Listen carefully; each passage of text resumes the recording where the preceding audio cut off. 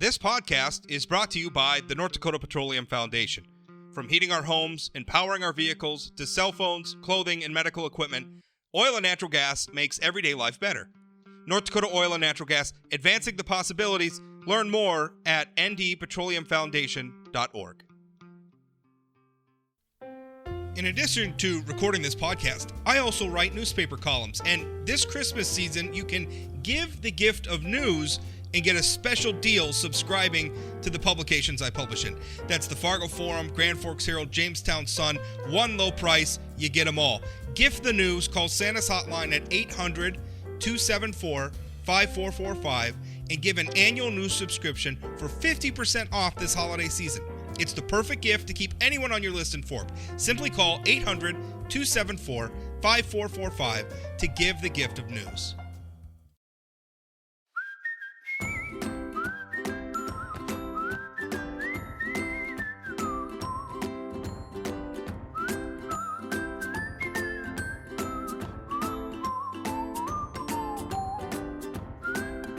Welcome to the Plain Talk Podcast. I am your host, Rob Port, and today it's we're in the middle of a religious holiday season, right? That's what Christmas is, and I thought it would be interesting to have a conversation about religion in that context, which might seem like an odd topic for somebody like me because I'm not even a little bit spiritual.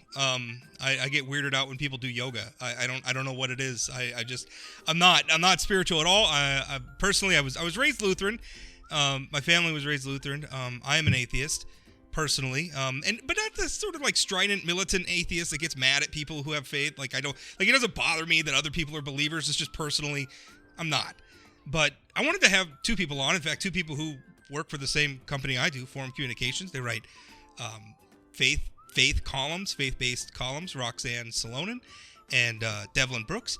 And I wanted to have them on to talk about this because there's been a big change in the way I think Americans in particular view religion, in that it's been declining. Church attendance has been declining. I have some numbers on that we're going to get into in just a moment.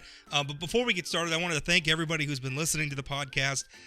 The audience reaction is phenomenal, as always. And as always, I'm going to insert my little plug here if you're listening, because a lot of people, for whatever reason, access this podcast by, I think they click on the little play buttons on the articles or on sayanythingblog.com, or they listen via Facebook. And hey, if that would float your boat, that's great. But if you subscribe, that would be even better. You want to subscribe via Spotify or pretty much any podcasting platform out there that there is.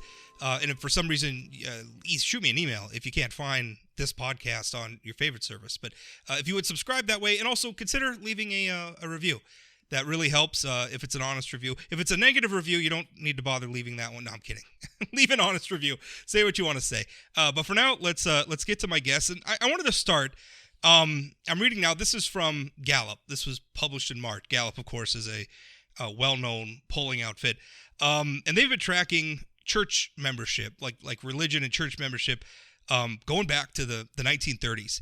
And if you look at the 1930s, 1940s, all the way up through the 1980s, about the mid-1980s, church attendance, Americans who said that they regularly attended church, was well over 70%.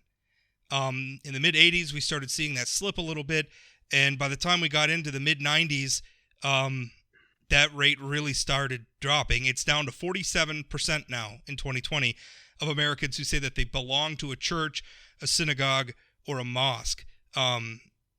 Pretty remarkable. I was also reading, now this is actually from a Christian university, Arizona Christian University, and they're talking about some of the numbers, the way people trust, and this is more about, I guess, faith in faith. I'm reading now from their press release that they just put out. It's for a report called "In Deference to God, Jesus, and the Bible Drives in Millennials' Faith."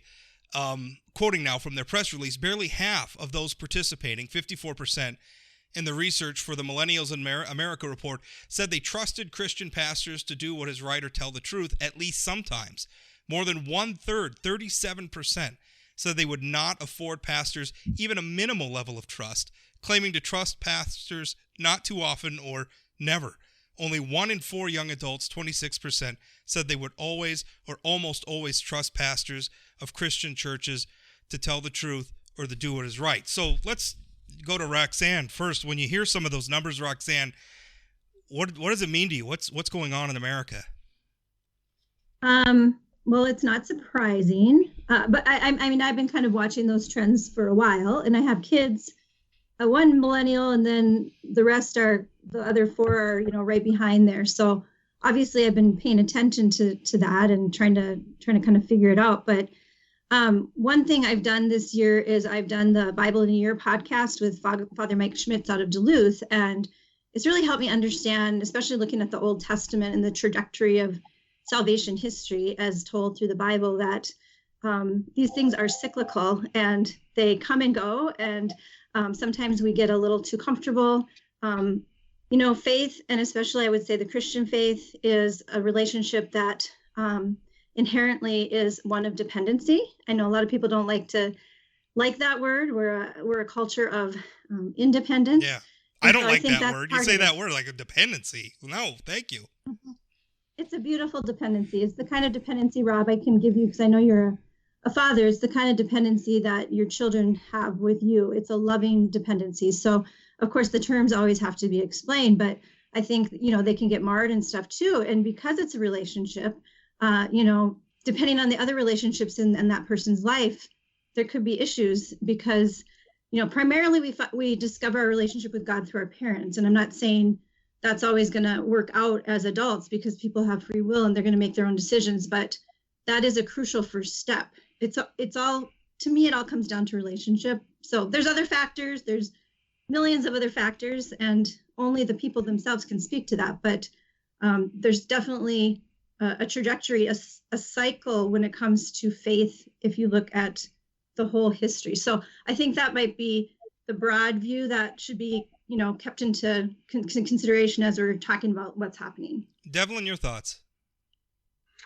I have to echo, Roxanne's thoughts on just, there's a historical context at work. If you go back and look at church membership over the course of our country, you only started to see the historic levels of 70 and 80% basically post World War II. I mean, prior to that, numbers were really low in America, on into the 10s and the 20s. And so, membership started to rise as ease of travel started to become easier, more pastors, proliferated, more people spent time and money in churches. And so there was a rise. And so I agree with Roxanne in the sense that some of this is historic, and then we paint a picture for ourselves at this narrative that America has always been this churched country, and the data doesn't show that it has. So, and then I think you made mention, Rob, to the study put out by Arizona Christian University.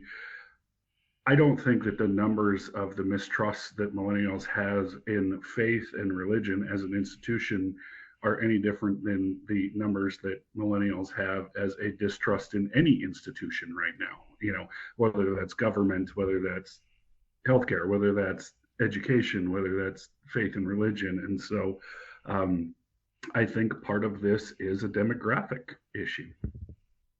There is a problem. I mean, I understand what you're saying, Devyln. I worry about, at some point you got to trust somebody. I worry that there's a point at which, because I'm very skeptical. I'm a conservative guy, so I tend to be very skeptical of government and a lot of those things. But there's a point at which it becomes nihilism, where you're just not trusting anything. But I will, because this demographic, this sort of declining, in some ways it kind of my own history, because I'm a Gen Xer, so I came up in the 80s and 90s, and the two things that really colored my view of religion in a very, very negative way was one was the satanic panic, where we had people religious leaders railing against video games and movies, and they saw satanic imagery and Pokemon and the Teletubbies were evil and everything else, and I saw that and it looked ridiculous to me. Not least because I was going home from church and playing Doom and listening to Ozzy Osbourne. But beyond that, it didn't mesh with what they were saying about these things. Didn't jibe with the reality of those things as I was experiencing them, and it made these religious leaders who were saying this stuff just seem absolutely ridiculous to me. So that, and then I'll admit the sex abuse scandals in the Catholic Church. Although I was not Catholic, watching that unfold and continue to unfold into the present over the course of decades was just absolutely shattering. This idea where when you're a kid, you're taught to look up to pastors and priests, and I don't want to besmirch an entire category of people, but when you hear that, and it's widespread, international, those were two things that just made me think, organized religion, no thanks. I don't really want any part of it. Roxanne, I mean, does that make sense, I guess, to somebody who still has faith? When you hear that, does that make sense? Do you at least understand where I'm coming from? Yeah.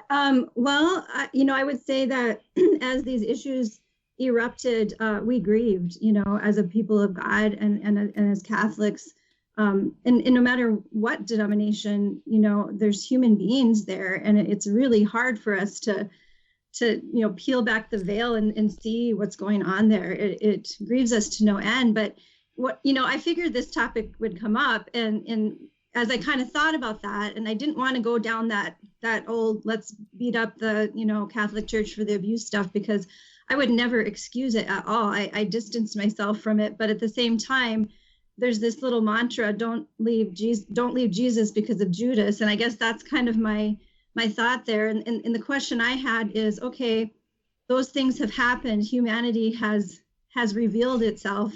There's sinners in the church, and some of them are the leaders, which is super unfortunate. And I think the weight of that is going to be significant.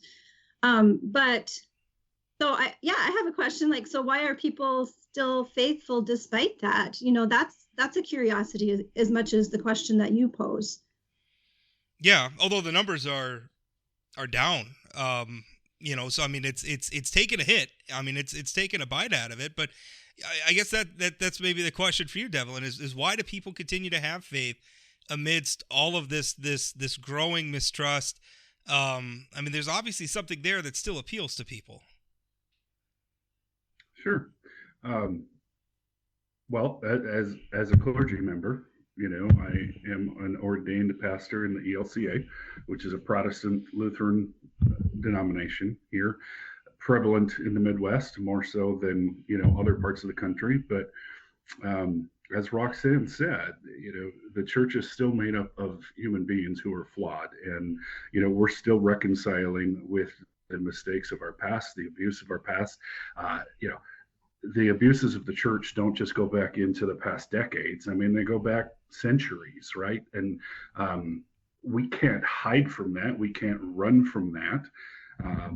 And yet there is the mystery of God, right? And it's not just Christianity, that all of the Abrahamic faiths have, a God and a central God. And they're as modern and as postmodern as we have become, and as trustful of science that we've become, there's still much about this world that we can't explain and wrap our heads around. And Rob, I think therein lies the mystery of God and the mystery of faith. And for some of us, it, presents itself differently. For Roxanne and myself, we believe that there is, a God that made himself incarnate and came to this earth to live amongst us and to know our sufferings. Others, see their faith in other ways. And that's the difficulty of defending faith, right? Is I can't point to the sun and say, that's science because it's going to rise tomorrow. Yeah, and that's the thing that I struggle I don't know, maybe you want to call me a devout empiricist. I have a hard time wrapping my head around things that I can't see with my own eyes, or I can't be demonstrated to me with data or something. And I said maybe not everything needs to be, and I'm not ever going to fault people for finding fellowship, getting together with other people and saying, hey, let's do charitable works together and let's be kind to one another, and let's try to learn from one another. Like that. Okay, that makes sense. I get that. As a human endeavor, I get that. I struggle with I don't want to use this pejoratively, but it's the only word, the mythology that's coming around it, or what do you want it, whatever you want to call it, because the other word I want to use is supernatural, and this sounds terrible. I'm not trying to be belittling or anything like that, but I mean that's really the part that I struggle with. I can look at the hospitals founded and food pantries staffed, and I can see the good in that. I don't understand the more fantastical elements of it and the burning bush and all of those things, Roxanne. That's a real struggle for me. I don't understand it. I have a question. Where do you think goodness originates? Yeah, I think it originates like the golden rule. I think it's a thing that can just be self-evident. I'm good because I would like people to be good to me. A cruel world is a difficult one to live in. I mean, there's a reason why humans have sought one another out to live in communities, because at the root of it, I think there is an impulse in humanity that life is better when you live in a community with other people around you to help you, right? I mean, that's why we organize cities and towns together. It was convenient if you had your neighbors next to you. I mean, there were all sorts of things that you could do to help one another. I think goodness comes because it's an inherent truth of the world. Like, the world works better when you're good. So goodness is a part of humanity. I would agree with that. Yeah. One thing I was thinking as you were talking is creature and creator. To me, it goes back to the beginning. Like somehow we got here, and somehow the materials that exist got here somehow. And to me, it's very logical to believe that a God, someone, and actually, if you go further, it turns out to seem to be a God who actually cares about us. But that's further down the line. Just backing up to the beginning, I find it just so hard to justify that there wouldn't be a God that has ordered this world. And so, that's kind of that's where I go back when I'm talking to people that don't have that faith. And again, I know there's lots of different things that come into play there, so I'm not there to judge that, but just trying to figure it out. But I don't know. I know I'm jumping way, but to me, it's like that's where the conversation kind of starts as far as faith goes. That it all had to come from somewhere? Is that how you feel, Devyln? Because again, I don't feel very comfortable talking about this stuff publicly. You are two people who not just have faith, but have also chosen to write about it publicly for an audience. I mention it comes up in my work because I think it's only fair to my audience to be transparent. When I write about, politics often intersects faith. Faith is a big part of our society. And so I try to be transparent with people about it. This is who I am, and this is the perspective that I'm standing, because I think that's fair. But I don't like talking about it. I don't like professing it. I don't really like to talk about it with other people that much. It's not really something. I don't think it's that important. So I don't know. That's really something. And so Devyln, I mean, is that kind of where? Because what Devyln said a moment ago was that, and I think Roxanne kind of said the same thing in a different way, which is this idea that there's got to be something. Like there's things in the world we don't understand. How did everything get here? Who put the gold under the ground? Who made the earth spin around the sun just so in the right distance so that life could spring up? Like how did all that come to be? And we don't know. We don't have definitive answers from science. And so I look at it, this is humanity's rampant desire to make sense out of even things that we don't understand. And so we put religion on it. And to me, I'm just comfortable saying we don't understand that. Maybe one day we will, but I don't need religion to explain it. But I think kind of what both of you are saying is you do. Does that make sense, Devyln? Yeah, and I think the short answer, Rob, is I think exactly what you were describing earlier, the tendency to want to come together and create cities or fire departments or police departments or common goods, schools, you can go down the list, because it is a harsh world, and coming together, we can create good in that harsh world. I think those of us in Christianity would call that hope. right? We have no other reason to bind together and create communities if we didn't have hope that we could create a better future. And so when I talk about this, or even when I try to write about it, Rob, I come at it from the standpoint that I don't necessarily believe that your position and our position is all that different. It's just that we have a different answer for what the origin is. And if you say that, you're agnostic as to what the origin is, that's just different from us. Well, I wouldn't say I'm agnostic. Like I don't think the origin was like Thor, right? Like I don't think that was it. I think it was. I think that humanity we haven't reached the point where we understand it yet. I mean, to me, it's a question mark, not. I believe that there's some deity that we don't know. I just think it's a question mark. I think eventually humanity may be able to understand it in the same way that we've come to understand a lot of things about our planet and the universe and life and everything else. And I think, Roxanne, and I would tell you that we'll come to understand it when Jesus returns. well, maybe. What drew me to politics was an interest in how people relate to one another. Because I think that's all politics is it's basically it's war without the guns, right? I mean, it's kind of like we don't want to murder each other over, what our laws should be. So we came up with these processes, these political processes through which we try to settle disputes with one another and find ways to live one another and build those communities and benefit one another. Like that's all politics is. And if you look at them, like a lot of political systems or regimes or what have you, I mean, aren't all that different from religion. I mean, in particular, you look at some of the cults of personality that have been built around history's dictators, where in sometimes they literally, and certainly in ancient history, and even in some modern regimes, they treat, if you want to talk about like a Turkmenistan or a North Korea, where they treat the dictator as a god, or at least some sort of a demigod. And so that has always fascinated me, that group dynamic. And so one thing, again, and not that it's my position to speak for all of the non-spiritual, but that's another thing, is it sometimes, Roxanne, it can feel like if I'm participating in a religion, I'm almost being asked to give up some sort of agency. Like I'm just supposed to have faith and believe what the spiritual leaders are telling me and believe what's being handed down as doctrine. And I can't bring myself to do that. I mean, that's why I prefer, right, democracy, in that, as an individual voter, I guess even there you're giving up some agency, right? Because you're agreeing, like, I'm going to follow the law, even if it's maybe not the law that I don't like, because I want to participate in this society. I mean, maybe even there we're giving up some agency. But when it comes to religion, I mean, that's kind of what it feels like. Like, I have to give up something of myself in order to participate in this, and I just don't want to do it.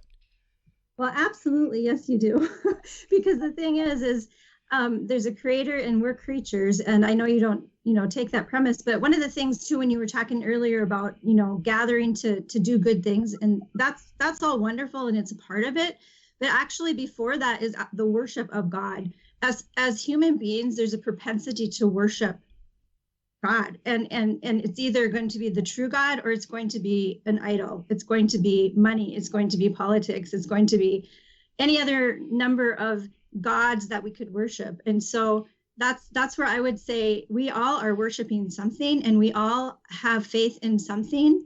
So the question isn't if faith or worship exists, it's what we as human beings are worshiping. So I don't know, that's a little bit of a different take, I know, than where you were going with it, but I think the worship aspect is crucial. And I think coming back to that dependence, the thing is, Rob, if you do have to trust something beyond yourself. And now that's not to say that we can't think for ourselves. The Catholic Church, I can speak to because I'm in it, has a very, very rich intellectual, everything has been debated and thought through for 2021 years. The philosophers, St. Thomas Aquinas, I mean, the rich history of... Malcolm Gladwell got me turned on to some, like, the Jesuit writings and stuff. And I'll tell you, nobody can debate things like a Jesuit can. My Lord.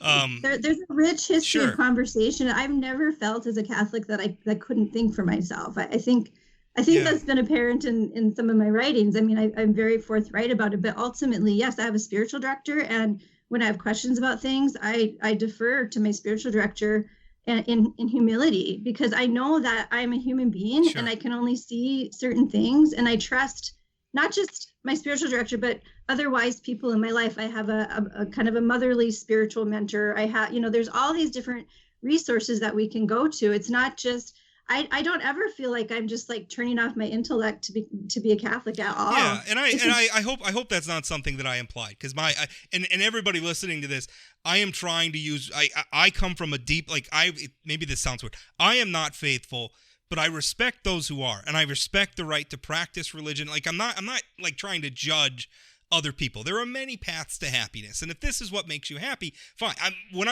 So it's hard sometimes to articulate, because people, I don't know if you guys know this, people get touchy about religion sometimes. So I'm trying to articulate this in a way that's like, I am not personally a believer. Because by the way, if you want to talk about like declining, you should look at the approval numbers for atheists sometimes. Like we're like down. There's like pedophiles, and then there's like atheists down here. Like we're not well liked, and I understand, because a lot of atheists out there are kind of jerks about it, and I'm not trying to be that. I respect your guys' faith. I'm talking to you because I want to understand. It's something that I don't understand. I don't think I'm ever going to participate in, but it makes me very curious. And also, like, I listen to like gospel music. Like, it's weird. I celebrate Christmas because I think it's fun, and it's just kind of, it's always been part, like when I was a kid, I want to sit around the fire with my kids and open presents and listen to songs and decorate a tree. Like, I want to do those things, but the spiritual part is what just, I stick at it. Like, it's really a difficult thing. And maybe, Devyln, that's everybody knows this about me. I am stubborn. None of you can hear this or see this. This is my shocked face. Yeah, it's an audio medium, Devyln. But Devyln is big. He looks very, very taken aback by that admission. Yeah. Rob, I think the question that you asked earlier it's an important one, right? You talk about agency, and Roxanne was talking about that from her faith background in the Catholic Church. In the Protestant church, we have a same or similar God, I believe, and yet we have a God that gives agency to us. It's not, we don't have a God or profess a God that demands your allegiance. It's a God that willingly created creation so that you can make a choice to participate in that relationship with God or to not. And I think one of the most important things to stress here is that we don't demand this allegiance that every Sunday morning that you walk in, that you have to walk in 100% confident in your belief in God. It's quite the opposite, actually. I think you would find, if you discussed it with numerous faith people, we wrestle with a lot of the same questions that you have. There are times where we live through dark times too. We're human, right? We have loved ones who passed. We have in relationships that break up and don't endure. We have kids that get hurt. And in those times, it's just as easy for us to say, "Where are you, God?" as it is for you, Rob. And I would add to that too, we mess up all the time. Like, we are continually having to start over every single day because our human nature goes in that direction. We are inclined to sin. And the only thing that pulls us out of that really is supernatural grace. And so, I mean, yes, humanity on its own can find the goodness, but there's a certain grace. And I know that word is a big word too, but we are failing and falling all the time. So, that's the other thing. I think sometimes people get that idea about religious people. And I know when I speak forthrightly in the forum, it might seem like I think I'm some great person, but I have just as many faults as anyone else. And unfortunately, in 500 words, as you know, guys, it's not always possible to be nuanced about all of that. But I try to be transparent in that way too. Like, we're fallen. And so in that way, Devyln would agree, I think, all the more that we need God. God is outside of our world and outside of time. And that's how we got here. It had to be something that was beyond this world that created this world. And we need him. And not only that, but we believe that He is a God of love, that we are here because love poured forth and spilled over and created us. I mean, what a beautiful thing to believe, and I truly believe it with all my heart. I'm very lucky in that most of the columns that I write are not for print, so therefore I don't have a word limit, and it's I tell you, it is liberating. Although the editors probably think I indulge myself maybe a little too often, because I do love words. One other thing, when I was listing things that kind of turned me off from organized religion, there was a third one, and it's really personal, and I was hesitant, but I think it's worth bringing up because it's one of the things. Sometimes because we've been talking about having doubts and everything, but there is sometimes a certainty to religion, and understanding that there's lots of different flavors of religion, and some, I think we could both agree, some of the offshoots that aren't necessarily mainstream or what have you can be abusive or not good. I mean, there's ugly things that have been done in faith. Anyway, that whole thing, all those caveats in place. I had a cousin who, I think she was early teens, or maybe not quite a teenager yet, and she got leukemia. And her father had been, like the rest of my family, had been raised Lutheran, but had married a woman who was Jehovah's Witness. And they made the decision that, and I don't know if this would have cured her, I don't know if this would have stopped the disease, but they made a decision that they weren't even going to try like bone marrow transplants and the like. And I got to tell you, it was hugely divisive within my family. It was terrible for me. Now, this wasn't even a cousin that I was particularly close with. I have a big family, and, we didn't live in the same place, and I can't say that I knew her well, but, I went to her funeral. I saw what it did to her grandparents. It was a terrible thing. And again, I don't know. I couldn't imagine following a religion that would tell me not to do every single thing that I could that was medically available to try to save my child's life. And so here I watched two people allow their religious faith to basically leave some money on the table when maybe it could have saved or even just prolonged their child's life. That was a tough thing. And so that's something else I look at, like, how can you be, when it comes to something like that, where, my religion says I can't get an organ transplant, or I can't get a bone marrow transplant, or a blood transfusion. I don't know what your particular faiths are on that sort of thing, and I'm not asking you to defend it, but I see something like that, and it's like, if that's a place where religious faith can lead you, I don't even want to be on that road. Devyln, I don't know. I mean, do you have any experience with things like that? Yeah, that's a tough thing I just laid in front of you, so I'm sorry to put you on the spot. But no, that's fine. These are the conversations you have to have, right, as a clergy person, or as a faithful person. I try to come at that conversation, and I understand other clergy may not do it this way, but I never try to make a decision that is a dichotomy, right, or to talk in the blacks and the whites, because quite frankly, the language I try to use with people is in a conversation is I try to opt for the decision that's life-giving. In that circumstance, I can't judge, what the parents of your cousin were thinking. Obviously, they had a faith that is different than mine, and so I try not to judge. I think the difficulty is, Rob, is that part of it is portrayal of religion too, correct? Because in that one particular instance, you had a very life-impacting circumstance that you watched happen, right? But you also did not see, and you don't talk about or bring up in this conversation, the hundreds of decisions that happened to people that were around you that were based in faith on, going to the doctor, or going to counseling, or finding addiction services. And so I think it's a case of one of those things that, again, it's portrayal of religion, right? I mean, what do you see in the media? You often see the very extremes of religion right? The televangelists or the right. or the radical anti-abortion Right. person who's not just taking a position on the issue but maybe hurting people too, right? Like extremism.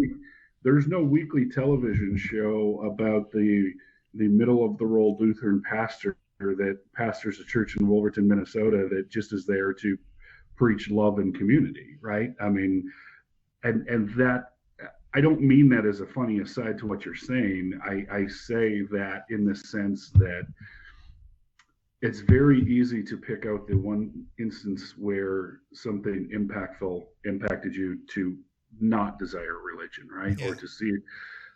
But there were hundreds of circumstances around you that you might not have been aware of where faith may have played a role in life-giving situations. Does that make sense? Yeah, no, I understand, and I don't want to make it like I'm hanging my hat on any one thing. I don't like the whole idea. Like I said earlier in the interview, I don't like the idea of giving up agency to begin with, and then that was sort of a case in point. Like, boy,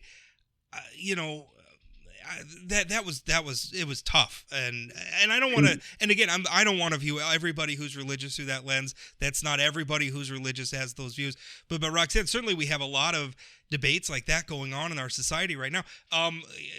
Where the stakes are maybe somewhat lower, the vaccine debate right now, where you have a lot of people who are very, very religious who come at that saying, in accordance with my faith, I don't want to get vaccinated. And I think that's a hard thing for a lot of people in our society to hear. Why would your faith tell you not to take this shot that the efficacy of which seems pretty well established at this point? And I don't want to turn this into a vaccine debate, but I mean, there's a lot of times people invoke their faith. That vaccine debate's a whole other podcast. But you understand what I'm saying? A lot they invoke their faith in ways that I think people are saying, why would you do that to yourself? Let me come back to what Devyln was kind of pointing out, and I'm going to get a little personal on you though, Rob. So because I'm trying to understand your trajectory. So Sure. You had certain things in your life at a crucial point in your life, and things weren't making sense, and they upset you. And so you kind of, this is the way I'm seeing it, and please correct me if I'm wrong. Sure. So you kind of started going on this other trajectory that wasn't the one that your parents were kind of guiding you on. So then you kind of were collecting. I'm not sure my parents were much help either. My parents were kind of a let's go to church on Christmas thing, right? Like my mom would get real excited about the church for a while, and she'd like join the church council for like a couple of months, and then she'd be over it again. So my parents weren't. They weren't real. And my dad, I think, mostly just went when my mom wanted to go, so that they didn't argue. I think that was basically it. So I didn't come from a super religious family to begin with. I think that's one of the things that young people are thirsting for is that relationship. There's so much brokenness in our world, and I would say the internet. I don't think the internet is the devil like a friend of mine does, but I think there's good that can come from it. But I do think it has sowed confusion because there's so much information, and so it almost has replaced, in some cases, the parenting role, because there's all this information on the internet. But the problem is there's so much competing information. And so I think that young people in particular are entering this world of like more information and kind of empowering them in that way.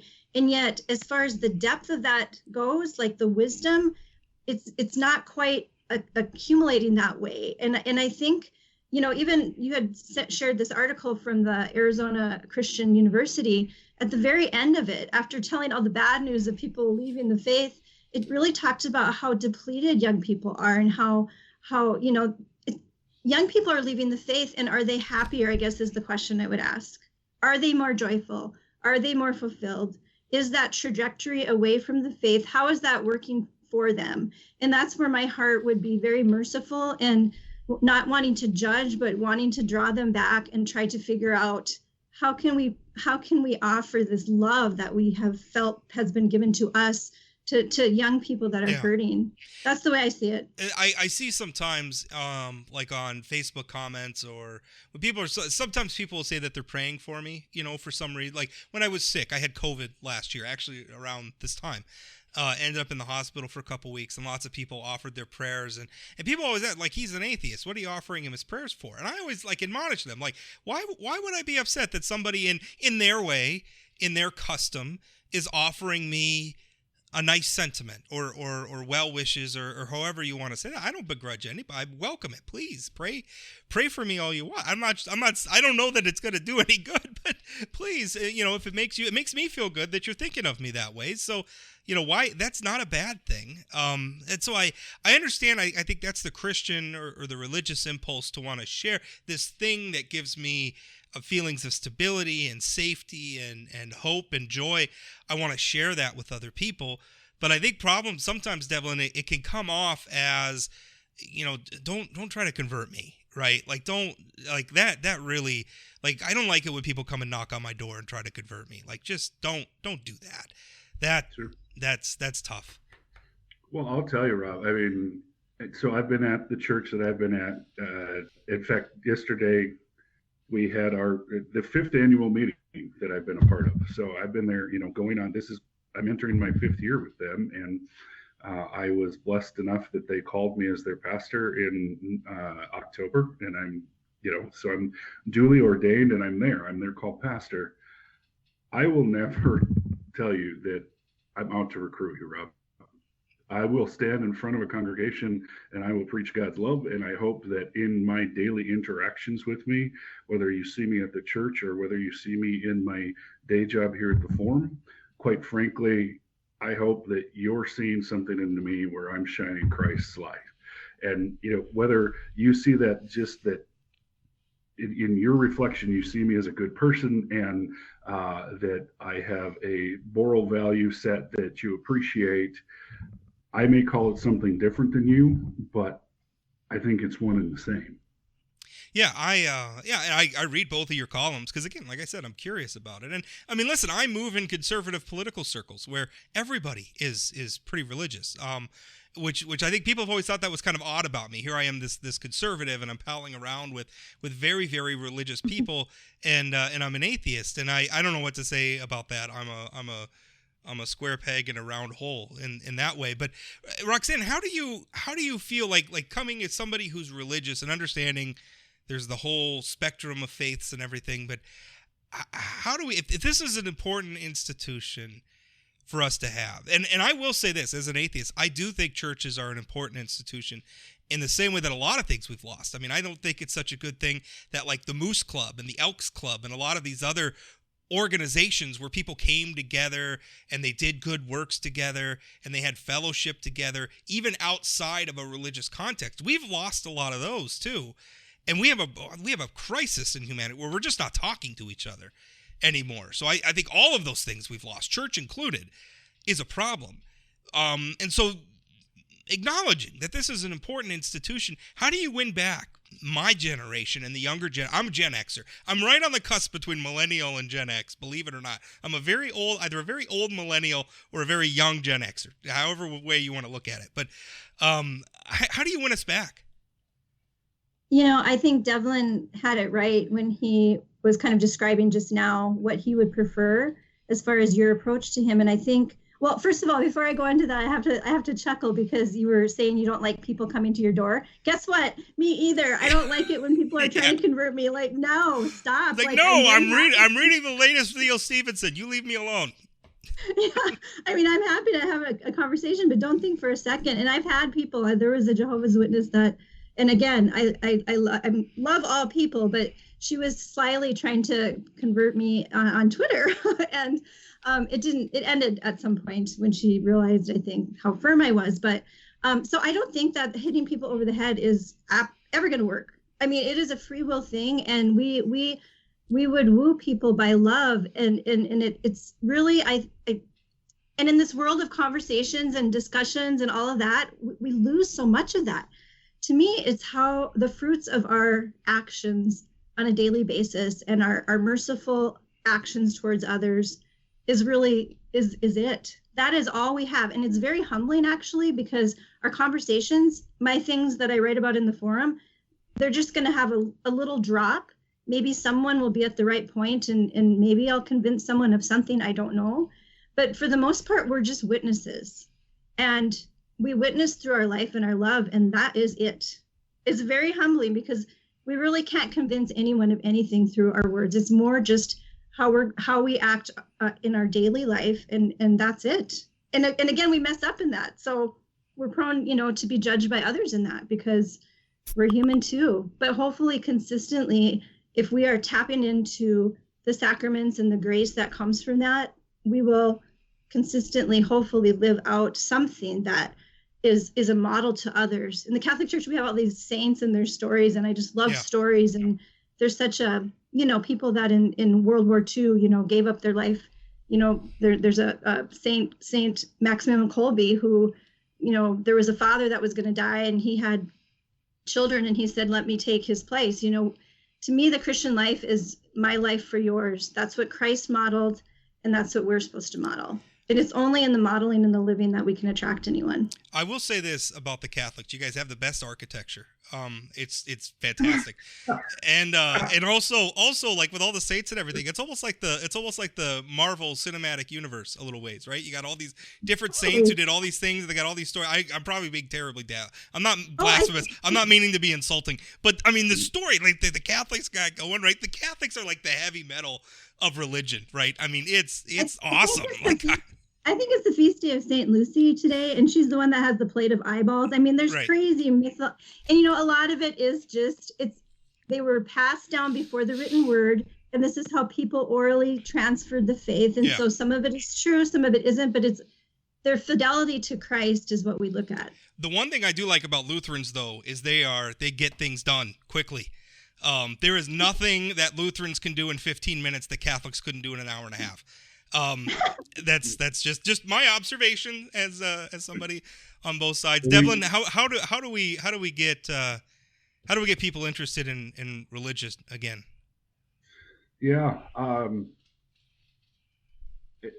I'm not dancing away from your question here, Rob, but I think it's a refinement of I think we have to refine what it is that we want to accomplish, in the sense that I'm 47 years old, Rob. At 42 years old, I decided to go back to seminary and get my master's degree to become a pastor, so that when eventually, they kicked me out of the form doors here, kicking and screaming, that, this is going to be second career. I'll go full-time pastoring, right? Why would anybody in 2021 go back to seminary to become a pastor in an organization and an institution that supposedly is failing? Well, I did it because I think we have to redefine what it is it means to come back to church. And if there are some bricks and mortar buildings that close and some congregations have to merge because there's fewer pastors out there, because there's fewer people going to church, the church has contracted and expanded exponentially over centuries, right? And so what I'm more concerned about is, how do we get people to come back to what I call church outside the building? And it's exactly what you were talking about earlier, the community aspect of it. How do we take care of each other and support each other and love each other in a way that is life-giving to all of us? We just had our annual meeting. I spoke about this yesterday, and then we reorganized our church council right after, right? It's supposed to be a 15-minute meeting of who's president, who's vice president, who's treasurer, let's get out of here. Right. The Vikings are playing, right? Or whatever. We were there for 2 hours afterwards talking about... Probably because nobody wanted to go watch the Vikings. I don't blame them. Well, sorry. Fair enough. Fair enough. But we were there for 2 hours talking about specific care needs and things that we were taking care of in our community. And as we were leaving, I told the council that that's what inspired me, is because church happens so much more outside of what happens on that hour on Sunday morning, that's what we need to bring people back to. I understand not everybody wants to go on Sunday morning and sit in this, this boxy room with a statue of Jesus at the front. I'm not so concerned about that necessarily as how do we come back to this central point that there is a common good and that, we're all invested in that. Yeah, Roxanne, I think that's kind of my, maybe my litmus test for what's good and what's bad in terms of these things is what what's the point? And if the point is, if it's organized around, let's help each other understand ourselves better and understand each other better and do good works together and charity and humility and all these things, I'm for that. Like you do it your way, I'll do it my way. Let's all do that and respect one another. And that's great. I'm not so much for let's go to war because you're Catholic and I'm Protestant, or because you support this law that I don't like, and we're going to get really upset with one another and scream at each other and insult one another. I'm not interested in that. We already have. So I guess maybe if it's like religion's a way to unite one another, then okay. If it becomes just another way to divide each other, then I don't want any part of that. I heard recently, and I think I've heard it before, but it's so beautiful, is the definition of Christians is we hold the lamp out for one another. And sometimes we're needing the lamp. We need the light to shine in front of us, and we can't do it on our own. We go through dark times, we go through depression, everything else, but we're doing that for each other. And hopefully as we gain in that faith within ourselves and are stronger in that, then we can hold the light out for others too. And it doesn't have to be a thing where we're forcing them to come along with us, because I think the world is hurting right now. It's hurting. COVID, kind of plunged us deeper into that hurt and that isolation. And again, I look to the numbers of people leaving. Is that working out? Are we happier as a society? I want to ask those questions. Are we more fulfilled? I would say no. So what is that? What's the gap there? And I think Christians have an answer for that, and it's a beautiful answer. And I think that's going to do it maybe in that cyclical picture that I pointed out earlier in salvation history. I think it's a matter of time just before people begin to realize that they still are in need of a savior. I know that probably sounds completely trite and far removed from your thinking, but I think the more we're hurting, the more we do have to pause and take a step and say, what is missing in our life? And I think Christians in general we have some thoughts about what that might be and how we can help. And hopefully we can do that again through our lived witness. Well, I think humanity is always going to have questions, right? We're always going to have question marks. We're always going to have blank spaces that we can't fill with knowledge and fact. And so we're going to need placeholders for those. And for a lot of people, that's religion, right? It's something to put in that blank space to say, here's an explanation, or at least an attempt at an explanation for what this is. But I want to thank both of you for coming on. I really appreciate it. I really enjoyed this conversation. I hope I didn't come off as the atheist guy as being dismissive, because I'm not. I respect it, and I understand it. It's just not for me. But anyway, I really enjoyed this conversation. I hope you did as well. Yeah, I would do it again if you guys are open to that, if it works out. So there's lots to talk about when it comes to faith. Yeah, Rob, I just want to end with this. You asked, how do we get people to come back? And I'm not arrogant enough to believe that I can persuade an entire generation of youth to come back to the church. My entire effort is one person at a time. And if I can show one person at a time that, a difference in who I am because of who I believe in, that's all I'm aiming for. And you know what? I think you and Roxanne and I probably have more common beliefs than you believe. We just call it by different names. And I think so. I'm okay. Yeah. I can live in that. I can absolutely live in that. I heard I use this phrase all the time, and it's actually a Buddhist that I heard it from. Is that there's many paths, right? There's many paths to happiness, and maybe we don't need to spend so much time judging the path if we're all getting to the same place, which is something I believe in quite a bit. So again, thank you, the two of you, and have a happy holiday, Merry Christmas.